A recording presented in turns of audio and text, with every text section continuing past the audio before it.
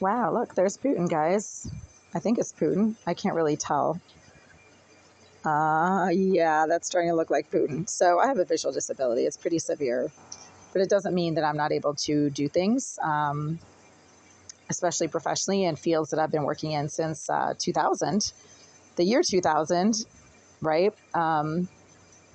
It's when you have a lot of experience in a field, excelling in it is kind of second nature. It's like riding a bicycle. You just get back on the bike and you know how to ride it without falling off. That's how skills and professional abilities work. You don't lose them, right? Even if you've been out of the field for several years, your knowledge, your abilities, your expertise come back, just like riding a bicycle. I can't see who this guy is right now unless I literally hold the camera up this close. And even then it's blurry and he could be anyone, but it says Putin. So I'm thinking, okay, yeah, he kind of looks like Putin. But if I didn't know who this was, I'd have no idea, right? This doesn't mean that I can't excel in fields where I don't have to literally look at computer screens this close. I can see the lettering right here. I can see what this says. Okay, so Putin has decided that, okay, so now I'm having some issues. Russia is going to be a safe haven for people who, whatever. Okay, who cares, right? It's just a headline. But my point is, your employer or any potential employer to whom you apply in good faith for employment does not have the right to deny you employment or to dock your pay, meaning DOCK, your pay. To dock your pay, it means reducing your pay. It's kind of an old-fashioned term that you don't hear a lot of anymore, but docking somebody's pay means they're denying your pay or they're cutting it back because you can't see, or you have a gimpy leg and you walk funny, or you have a speech impediment and you can't speak properly. They really can't discriminate against you because of that, unless you're a public speaker and then your speech impediment affects your ability to deliver your job in the fullest capacity possible. Okay. I performed very adequately all of the job responsibilities for a position I had 6-8 months ago for several months. I consistently demonstrated the ability to fulfill the requirements of that job in spite of my visual disability. My accommodation involved not really having to do much computer work because the company's computers do not have a high contrast screen that I would have required in order to perform work on a computer. Can they obtain a computer with a high contrast screen to assist employees such as myself who have a visual disability and need a high contrast screen? Yes, they can. They're a big corporation. They can certainly afford to invest in certain pieces of technology that would assist employees with visual problems, but they're choosing not to do that. That's on them.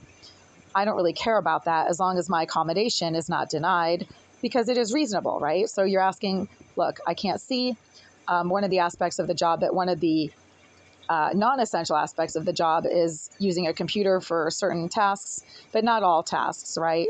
So can you please either provide me with a computer with a screen that I can see, or then just cut out the computer part and allow me to do work, for instance, with other responsibilities that don't involve sitting in front of a computer. When they deny that, they are engaging in some very illegal, highly unlawful actions against your application or your employment. And when you've already worked for them and proven that you can perform adequately at your job and did not have any issues with your employment in terms of giant red flags on your record, as confirmed by corporate, then there's a real problem. One of the real problems these days is that employers do not realize that employees have the right to have a private life outside of their job, and that the employer does not need to know what this person does in their private life unless it's illegal, right? So if you're a drug dealer in your spare time while working for a PR position for, Tasty Burger, then your employer could fire you for being a drug dealer in your spare time while working in the PR department at Tasty Burger.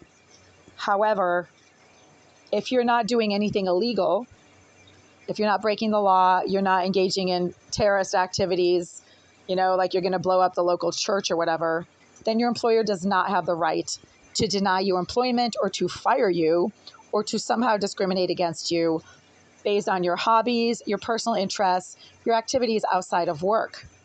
I'm not even officially employed with this company. I was seasonally. They had no problem with my employment at the time. They were perfectly fine to work for. I fulfilled all of the obligations of that position.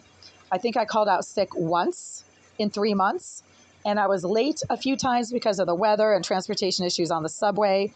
I don't think that that is a reason to deny someone employment 6 months after they have successfully completed all the responsibilities of a seasonal position and generally left that position on good terms. Again, aside from being absent one day for sickness and then partly absent due to like a snowstorm or something. Okay, these kinds of things are legit. A lot of people have issues with transportation when there's a snowstorm, right? Especially during the holidays, that kind of thing. So if your employer is looking at your social media, and my real name is not on any of my social media accounts. I have a Twitter account. Facebook is not my real name. Let's see what else. Pinterest possibly has my real name, but I don't even think Pinterest has my real name.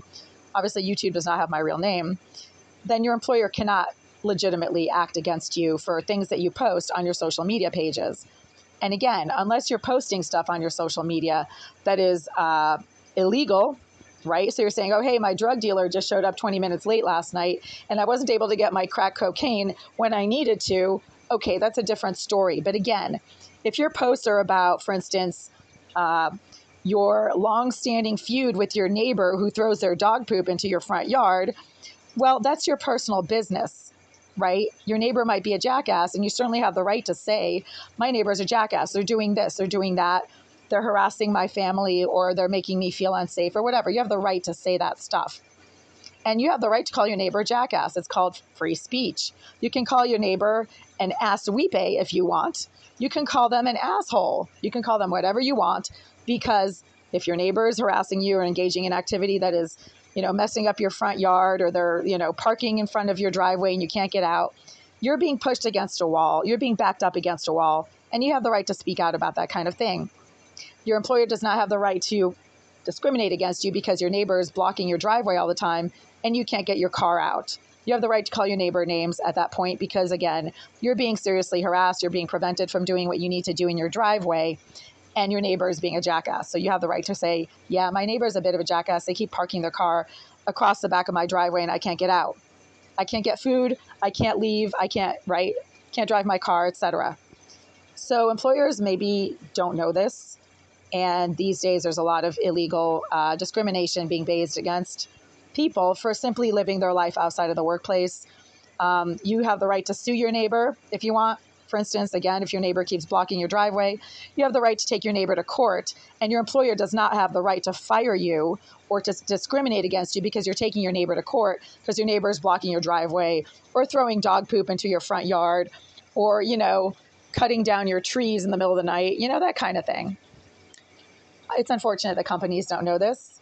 And I guess the best way to remind them of it is to sue them, again, for that kind of illegal discrimination and reverse harassment. So when a company takes action against you because of something that you're saying or doing regarding any situation that you find yourself in that is not your fault, somebody rear-ended you on the highway and your car got dented and now they're refusing to pay for it, that kind of thing, that is illegal on the part of the employer. They do not have the right to discriminate against you when you are in a legal situation with someone, especially if it's not your fault, if you did not commit a crime, if you called your neighbor a jackass because that is what their actions show, especially if they're throwing dog poop in your yard or whatever.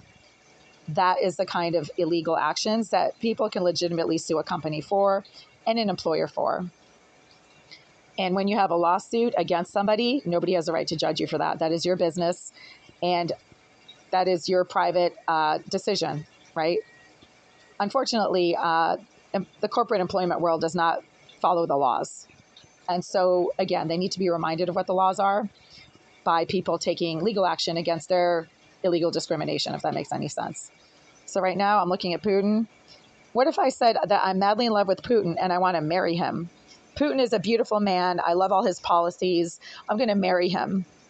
Some people might find that offensive because Putin is kind of a dictator who is taking some very aggressive military action against innocent people in other countries. Do I have the right to say that I'm madly in love with Putin and I want to marry him? Yes, I do. That is my right. That is my feeling as a human being. Nobody has the right to judge if I'm in love with Putin or not. I have the right to say that I'm in love with Putin on social media without a potential employer refusing employment because they don't like Putin and they think that Putin is a warlord or a criminal or whatever, right? Do I really love Putin? No, of course not. I'm using that as an example. But if I did say that, nobody, especially not a corporate employer, would have the right to take any action against my employment or my applications based on what I say about Putin, unless I'm threatening to kill him, but I'm not, right? So unless you threaten to kill somebody or threaten serious physical harm on other people by making very clear intentions like, oh, I hate that church down the street, I'm going to burn it down. Well, then that could potentially be a cause for your employer to take action against you. But unless you actually take action against the church, right, like by burning it down, then it's idle threats. And even then, that's kind of a questionable reason to take action against somebody's employment. What I'm saying is what you do outside of work in your spare time is your business unless you are literally verifiably committing a serious crime, okay? And if you're simply in a dispute with your neighbors or with your landlord or whoever because they're acting like jackasses, then that is your business. That is not your business of your employer, especially if you're not the one being charged with a crime and other people are, right? If you're not the one being charged with a crime, but people acting against you are verifiably being charged with crimes and have been charged with crimes against you, then your employer does not have the right to discriminate against you for that, for your disability or any other reason, except for unless you are charged with a serious crime. That's when they can. But I've never been charged with a crime ever in my entire life. I do not really commit crimes unless I'm pushed against a wall, unless I'm being harassed or threatened or somehow assaulted, then I have the right to try to defend myself. But that's different. And again, I've never been charged with a crime. So my employer does not have the right to discriminate against me because they don't like the fact that maybe I like Putin or that I want to marry Putin or that I'm in love with Putin or whatever. Anything related to Putin, they do not have the right to discriminate against me for any sentiment that I might have about Putin unless I'm threatening to kill him, which I'm not.